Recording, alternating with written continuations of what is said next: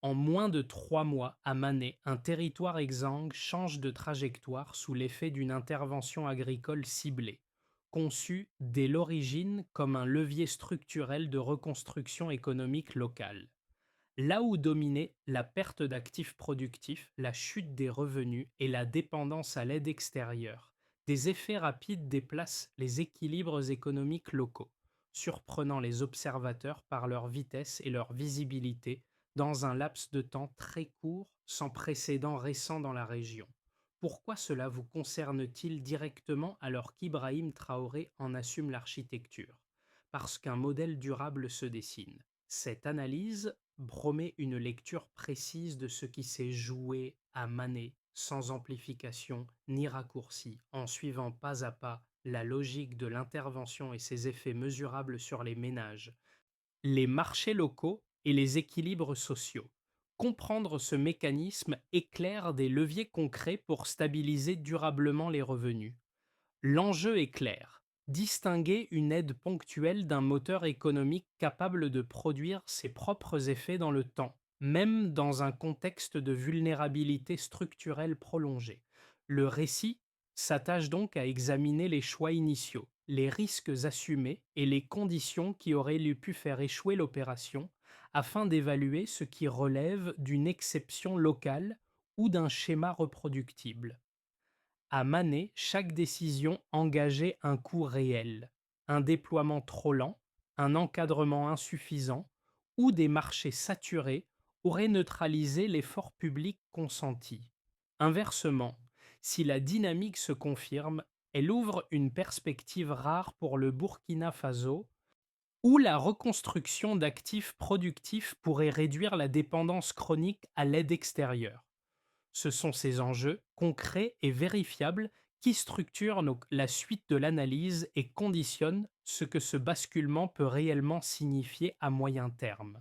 En moins de 3 mois, environ 83 000 personnes ont été intégrées dans un dispositif productif opérationnel, soutenu par un investissement public dépassant 5 milliards de francs CFA.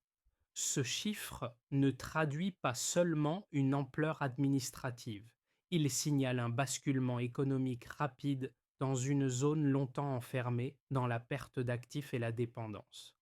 Pour comprendre la portée de ce résultat, il faut revenir à la situation initiale de la région de Mané. Avant l'intervention, l'économie locale reposait sur des équilibres extrêmement fragiles. Les troupeaux avaient presque disparu, les revenus agricoles s'étaient érodés et les ménages vivaient sans réserve productive. Cette absence d'actifs reproductifs empêchait toute projection.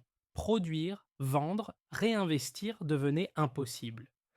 La moindre variation climatique ou la hausse des prix suffisait à replonger les familles dans l'urgence. Sous l'impulsion d'Ibrahim Traoré, la réponse apportée rompt avec cette logique défensive. L'objectif n'était pas de compenser une perte ponctuelle, mais de reconstruire les conditions mêmes de la production. La stratégie repose sur un principe simple: restituer au foyer des actifs capables de se multiplier rapidement et de générer un revenu récurrent sans attendre un soutien extérieur permanent. Cette orientation marque une rupture nette avec les approches centrées sur l'assistance immédiate.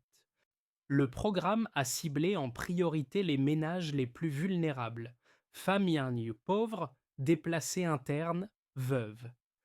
Mais la singularité du dispositif tient à sa composition.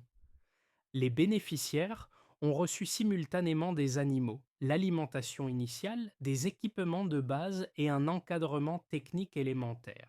Cette combinaison a supprimé la phase d'attente improductive qui fragilise souvent les projets de relance. Dès les premiers jours, chaque foyer était en mesure de produire. Le contexte institutionnel joue un rôle déterminant. L'engagement financier massif de l'État a créé un effet d'échelle rare. Lorsque des milliers de ménages avancent au même moment, les marchés locaux s'animent plus vite, les échanges se structurent et les apprentissages circulent. Ce n'est pas une addition d'initiatives isolées, mais une dynamique collective. C'est dans ce cadre précis que la trajectoire de Manet commence à se redéfinir, ouvrant une question centrale. Comment une intervention aussi ciblée a-t-elle pu produire un effet aussi rapide et visible? Pour saisir concrètement l'impact initial du programme, il suffit de suivre le parcours d'un éleveur de Manet, choisi ici comme fil conducteur. Quelques mois avant l'intervention, son foyer avait perdu l'essentiel de ses animaux à la suite d'années d'instabilité et de privations successives. Sans cheptel reproductif, il ne disposait plus d'aucune base économique. Les revenus étaient inexistants, l'aide extérieure irrégulière et toute capacité de planification avait disparu. L'avenir se réduisait à la gestion quotidienne de la pénurie. La réception d'un kit d'élevage complet a marqué une rupture immédiate. En une seule fois, le foyer a reçu des volailles reproductrices, l'alimentation nécessaire pour les premières semaines et des équipements simples mais fonctionnels. L'effet n'a pas été symbolique. Dès les premiers jours, la production a repris.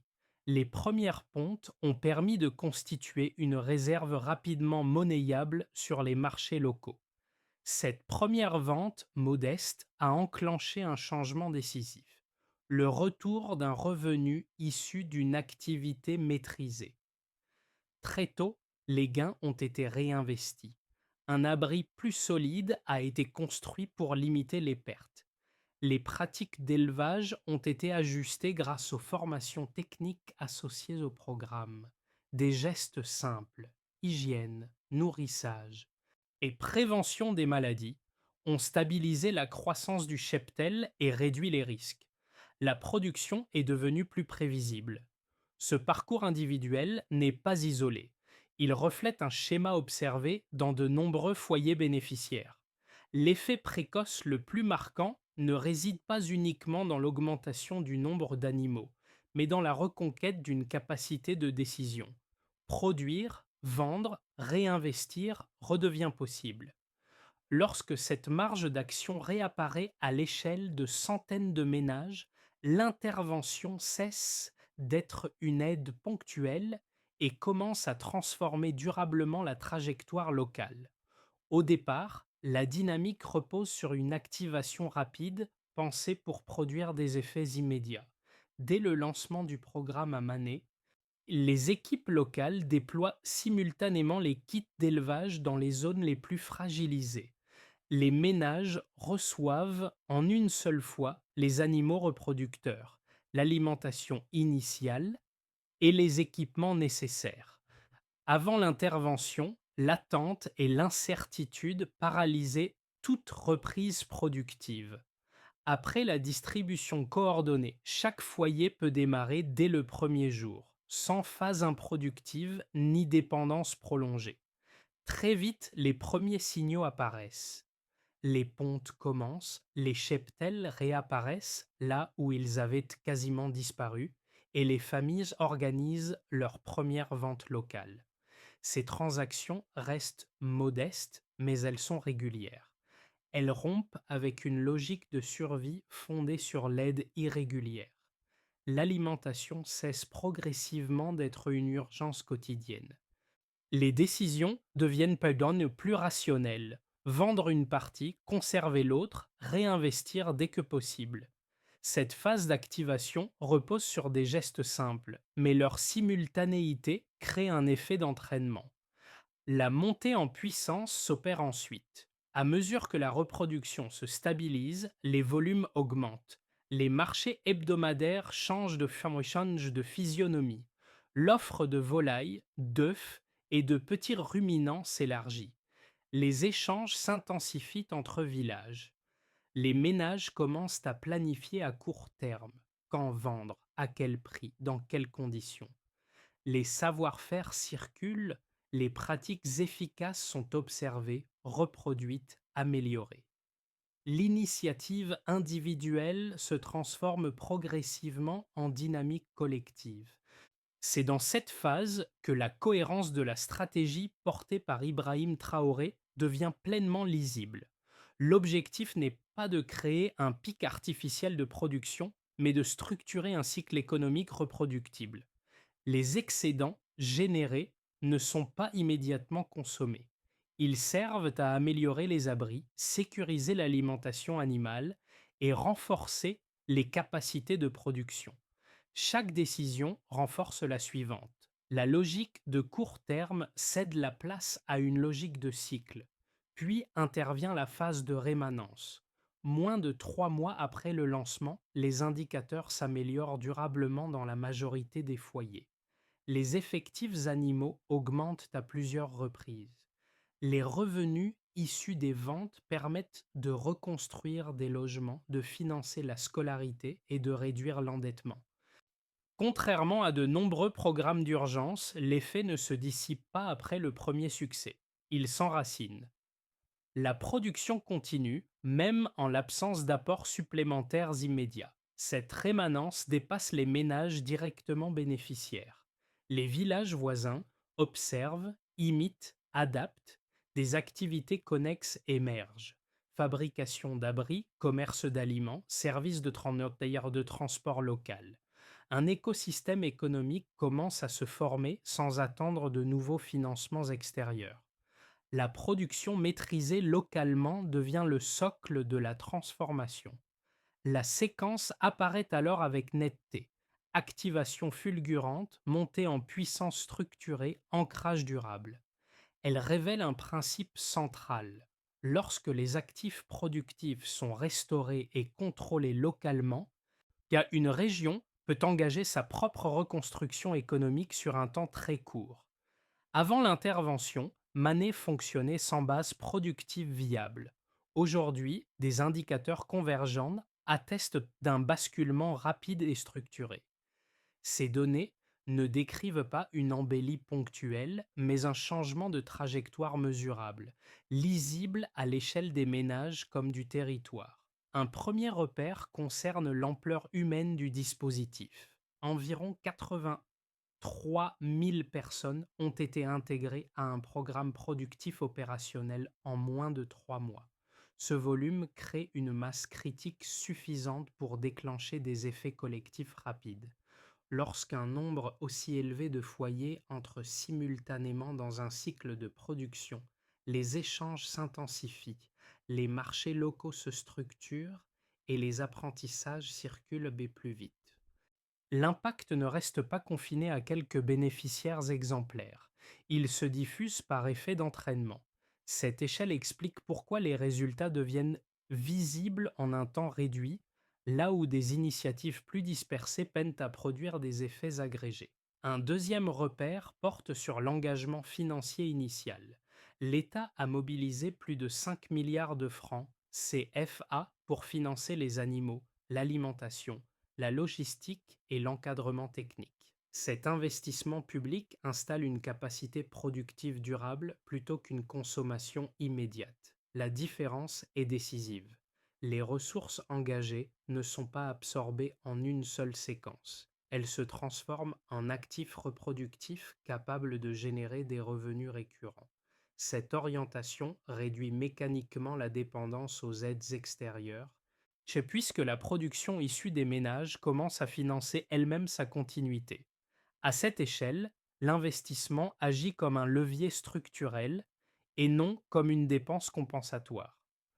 Un troisième repère se lit dans l'évolution rapide des cheptels. En moins de 3 mois, les effectifs de volailles et d'animaux reproducteurs ont augmenté de manière répétée dans la majorité des foyers bénéficiaires. La combinaison alimentation et encadrement accélère immédiatement la reproduction. Cette accélération n'est pas aléatoire. Elle résulte d'un choix de conception précis, supprimer les goulets d'étranglement qui freinent habituellement la relance agricole. Les ménages ne passent pas par une phase d'attente improductive. Ils produisent, observent des résultats rapides et ajustent leurs pratiques. L'augmentation des effectifs renforce simultanément la sécurité alimentaire et la capacité de générer des excédents commercialisables. Pris isolément, chacun de ces indicateurs pourrait sembler insuffisant. Ensemble, ils dessinent une trajectoire cohérente. Une population nombreuse, engagée, un investissement public structurant et une croissance rapide des actifs productifs créent un cercle vertueux. Les ménages peuvent déjà planifier leurs ventes, anticiper les cycles de reproduction et réinvestir sans attendre un soutien permanent. La capacité de projection réapparaît, ce qui constitue un marqueur central de sortie de la pauvreté structurelle. Au-delà des chiffres, les pratiques quotidiennes évoluent. Les familles acquièrent des compétences simples mais décisives. Gestion sanitaire, organisation des ventes, arbitrage entre consommation et reproduction. Ces routines réduisent les pertes et stabilisent les revenus. La régularité devient plus importante que le volume ponctuel. C'est cette régularité qui transforme l'économie locale. Sous l'impulsion d'Ibrahim Traoré, ces données prennent un sens stratégique clair. Elles montrent qu'une intervention pensée comme restauration d'actifs peut déplacer rapidement des équilibres économiques locaux. La question n'est donc plus de savoir si l'effet initial existe, mais comment consolider ces gains pour éviter les points de rupture observés ailleurs. Une première lecture critique soutient que la dynamique observée à Manet pourrait n'être qu'un effet de lancement. Selon cette position, la croissance rapide des cheptels durant les premiers mois ne garantit en rien une stabilité à moyen terme. Des expériences comparables menées dans d'autres régions sahéliennes ont montré des débuts prometteurs suivis d'un essoufflement. Les causes invoquées sont connues: affaiblissement du suivi sanitaire, saturation des marchés locaux, hausse des coûts d'alimentation animale ou épuisement progressif des ménages face aux contraintes quotidiennes.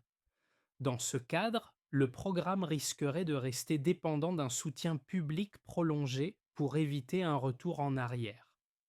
Un second argument critique met en avant la question des débouchés. Lorsque la production augmente rapidement, les marchés de proximité peuvent absorber les volumes initiaux, mais atteindre leurs limites tout aussi vite. Si l'offre dépasse la demande locale, les prix chutent, réduisant l'incitation à produire et à réinvestir. Cette perspective alimente l'idée que l'intervention, sans structuration commerciale plus large, pourrait créer un déséquilibre défavorable aux producteurs eux-mêmes. La réussite observée serait alors fragile car conditionnée à des paramètres de marché difficiles à maîtriser à l'échelle locale. Ces critiques méritent d'être prises au sérieux. Elles reposent sur des risques réels et documentés dans des contextes comparables. Toutefois, l'examen des données issues du terrain permet d'en nuancer la portée. Premièrement, l'augmentation répétée des effectifs animaux en moins de 3 mois ne relève pas d'un simple apport initial, mais d'un processus reproductif enclenché et maîtrisé. Les ménages ne consomment pas immédiatement l'intégralité des excédents. Ils réinvestissent dans les abris, l'alimentation et la protection sanitaire, ce qui stabilise la production dans le temps. Deuxièmement, les revenus générés sont utilisés de manière stratégique. Ils servent à réduire l'endettement, à améliorer les conditions de production et à sécuriser les cycles futurs. Cette réallocation des gains indique une capacité de décision retrouvée, incompatible avec, qui a le droit à un point, avec une logique de dépendance passive. Enfin, la diffusion spontanée des pratiques vers des villages voisins suggère que le modèle repose sur des mécanismes transférables et non sur des conditions exceptionnelles ou artificielles. Ainsi, la prudence des sceptiques éclaire les points de vigilance à long terme, mais elle est partiellement dépassée par l'effet observable. Le débat ne porte plus uniquement sur la réalité de l'effet initial.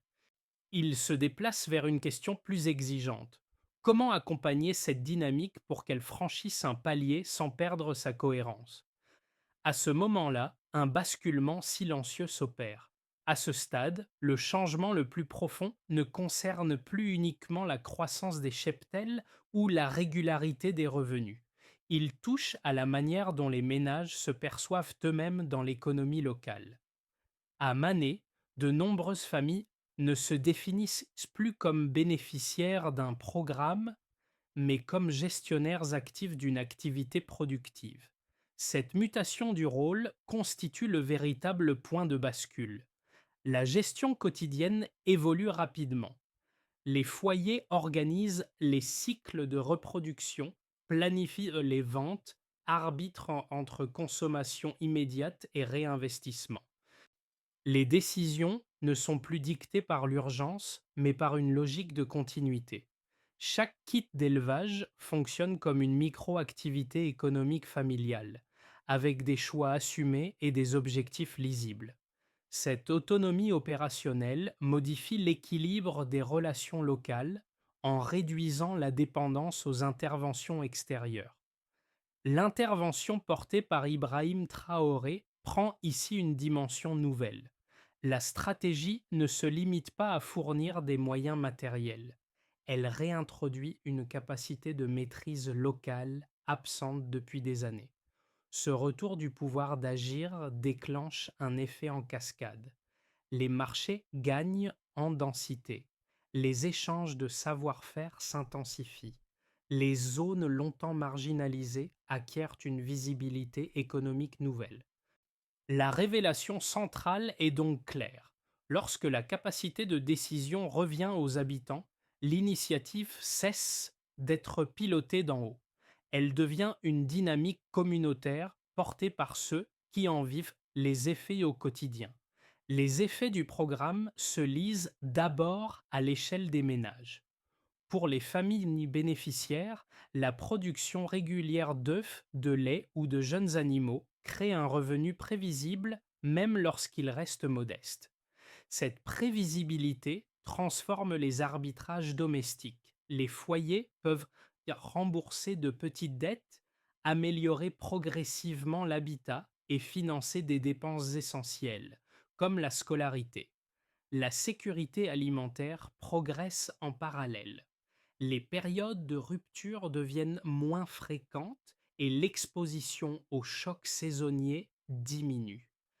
Individuellement, ces changements paraissent limités. Cumulés, ils modifient profondément la stabilité économique locale. Du point de vue des activités économiques, l'impact est structurel. Les marchés hebdomadaires de Manet se densifient sous l'effet de volumes nouveaux et réguliers. L'offre de volailles, d'œufs et de produits laitiers alimente une circulation accrue de revenus. Cette dynamique stimule des activités connexes, fabrication d'abris, commerce d'aliments pour animaux, petits services de transport.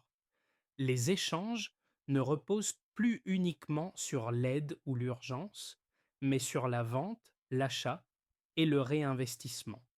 L'économie locale gagne en continuité, ce qui renforce sa capacité de résistance aux perturbations extérieures.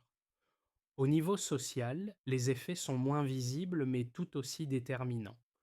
La diminution de la rareté réduit certaines tensions liées à l'accès aux ressources.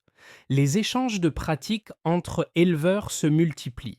Les réussites locales deviennent comme des références partagées, renforçant la confiance collective. Cette dynamique favorise la diffusion spontanée du modèle vers des villages voisins sans injonction institutionnelle directe. La perception du futur évolue. La pauvreté n'est plus vécue comme un état figé, mais comme une situation réversible par l'action. À l'échelle territoriale, les conséquences dépassent le cadre strictement agricole. La restauration de l'élevage relance l'usage des terres et stimule des flux commerciaux internes.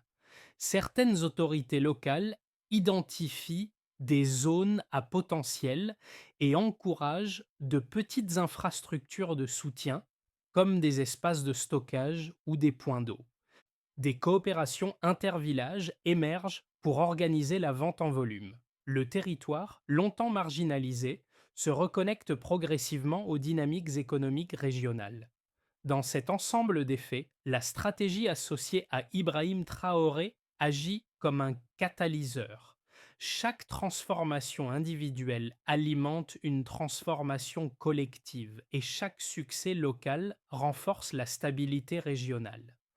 La richesse générée ne se concentre pas, elle circule. Les acteurs cessent de subir passivement leur environnement économique. Ils commencent à le façonner par des décisions répétées et coordonnées. Ainsi, les conséquences réelles du programme se déploient simultanément sur quatre plans: familial, économique, social et territorial. Ensemble, elles dessinent un modèle qui dépasse le court terme et pose les bases d'une autonomie durable. La question qui s'impose alors est simple et exigeante. Que produirait cette dynamique si elle était étendue à une échelle plus large? L'évolution du programme peut être envisagée à travers trois scénarios conditionnels. Il ne s'agit pas de prédictions, mais de cadres de lecture fondés sur les dynamiques déjà observées et sur les contraintes connues. Chaque trajectoire dépend moins d'événements extérieurs que de la manière dont la croissance sera gouvernée localement. Dans le scénario de continuité, les ménages maintiennent les cycles actuels sans chercher une expansion rapide. Les marchés locaux absorbent progressivement les excédents et les revenus augmentent de façon modérée mais régulière. Les investissements restent concentrés sur l'amélioration des abris, la sécurisation de l'alimentation animale et la stabilisation des pratiques sanitaires. Si cette discipline se prolonge, alors la région consolide une autonomie alimentaire durable, avec une réduction progressive de la vulnérabilité économique. Le scénario de montée en puissance suppose un palier supplémentaire. Les volumes produits dépassent les besoins immédiats et s'orientent vers des circuits plus larges. Des micro-entreprises émergent pour organiser la collecte, la transformation ou la distribution. Les ménages diversifient leurs activités, intégrant des fonctions de stockage ou de transport. Si ces réinvestissements s'étendent, alors la croissance devient cumulative. Dans cette configuration, la stratégie impulsée par Ibrahim Traoré pourrait recomposer durablement l'économie de zones entières.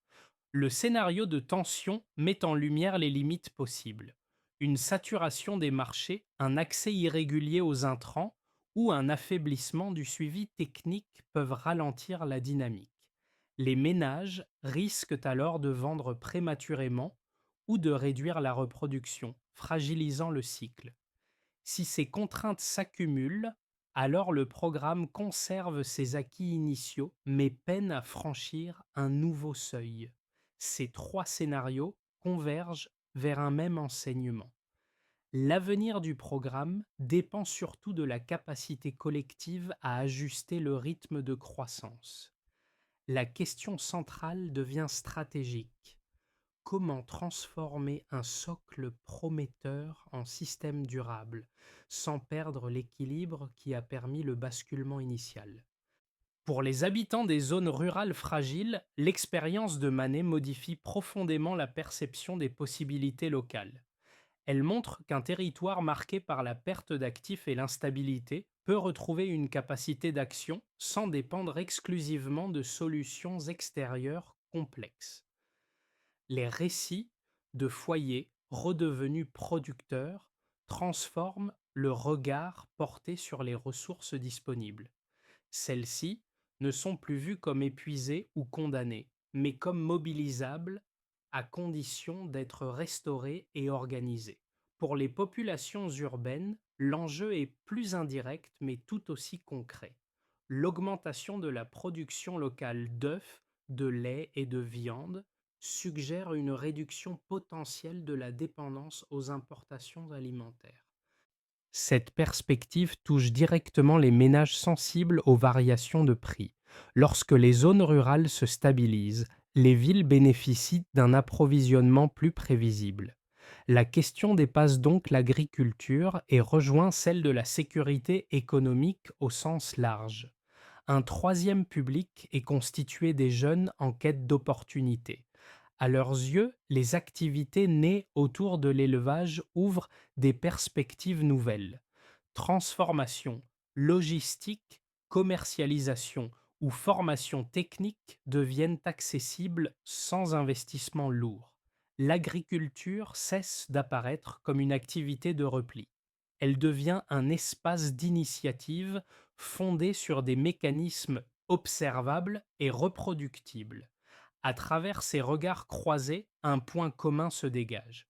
La transformation de Manet agit comme un révélateur. Lorsque des actifs productifs sont restaurés et maîtrisés localement, les individus réévaluent leur place dans l'économie. Deux leviers apparaissent essentiels. Documenter les réussites pour renforcer la confiance collective et créer des espaces d'échange afin de diffuser les pratiques efficaces.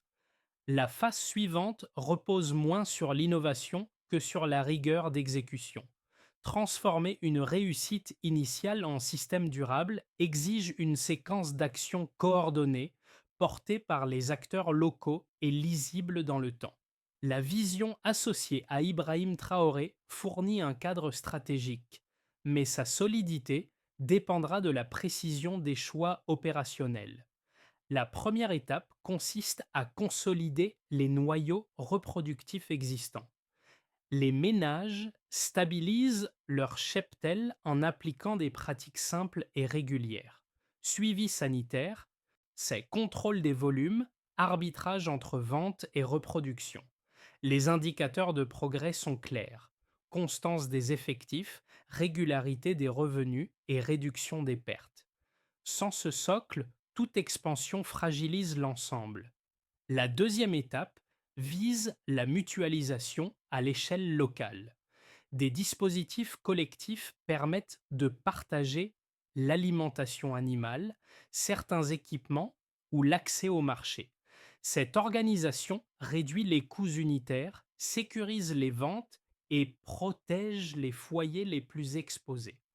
Les résultats se mesurent par l'amélioration des marges et la fluidité des échanges. La troisième étape concerne les infrastructures légères. Abris améliorés, espaces de stockage et points de transformation absorbent l'augmentation des volumes sans dégrader la qualité. Ces investissements limités ont un rendement élevé lorsqu'ils sont synchronisés avec la production. La formation constitue un levier transversal. Des modules courts, pratiques et mobiles ancrent les compétences essentielles et rendent le modèle transmissible. Les progrès se lisent au chronéis dans la maîtrise des cycles et la baisse des pertes. Enfin, l'élargissement progressif des réseaux de vente transforme l'excédent en valeur durable. Lorsque les volumes s'écoulent au-delà du périmètre immédiat, la dynamique devient interterritoriale. C'est à ce stade que la stratégie soutenue par Ibrahim Traoré prend toute sa mesure, en articulant autonomie locale et échelle suffisante. Le récit revient naturellement à l'éleveur de Manet, ce personnage discret qui a traversé l'ensemble de la trajectoire. Il y a quelques mois encore, son quotidien était dominé par la perte et l'incertitude. Les animaux avaient disparu, les revenus s'étaient éteints et l'avenir se limitait à la gestion de l'urgence. Chaque décision était contrainte, chaque projet remis à plus tard. Aujourd'hui, son foyer repose sur une production régulière, modeste mais stable, qui permet d'anticiper, d'investir et de transmettre. Cette transformation individuelle résume la portée réelle du programme. Elle montre que la reconstruction économique ne commence pas par des abstractions, mais par la restitution d'un pouvoir d'agir concret. La stratégie portée par Ibrahim Traoré s'inscrit précisément dans cette logique. Redonner aux familles la maîtrise de ressources productives afin qu'elles puissent décider, produire et réinvestir selon leurs priorités. Là où prévalait la résignation, une direction s'est progressivement dessinée. L'histoire de cet éleveur n'est pas une exception isolée. Elle devient un repère partagé, une preuve tangible que des trajectoires ascendantes peuvent émerger à partir de mécanismes simples et reproductibles. Lorsque ces trajectoires se multiplient, elles cessent d'être individuelles pour former une dynamique collective visible. Une idée s'impose alors, sans emphase inutile. Lorsque les populations retrouvent la maîtrise de leurs ressources, le changement cesse d'être fragile et commence à durer. La dynamique observée à Mané dépasse désormais le cadre d'un programme local. Elle interroge une manière plus large de concevoir le développement, fondée sur la reconstruction des capacités productives plutôt que sur la simple compensation des manques. À mesure que les communautés consolident leurs acquis, une responsabilité collective émerge. Transformer une réussite initiale en référence durable, capable d'inspirer d'autres territoires confrontés aux mêmes fragilités structurelles. Cette transformation ne repose pas uniquement sur les institutions ou les décideurs. Elle dépend aussi de la circulation des expériences, de la comparaison des trajectoires et de la capacité à débattre ouvertement des réussites comme des limites. Observer avec précision, documenter sans embellir, confronter les points de vue. Ces gestes renforcent la solidité du modèle et évitent qu'il ne se dilue avec le temps. Pour celles et ceux qui suivent cette évolution, l'invitation reste volontairement mesurée. Prendre du recul et questionner les mécanismes à l'œuvre et participer au dialogue public sur ce qui fonctionne réellement sur le terrain. Car au-delà de Manet, une interrogation demeure ouverte et concerne chacun. Comment ancrer cette dynamique dans la durée sans en perdre le sens ni l'équilibre initial?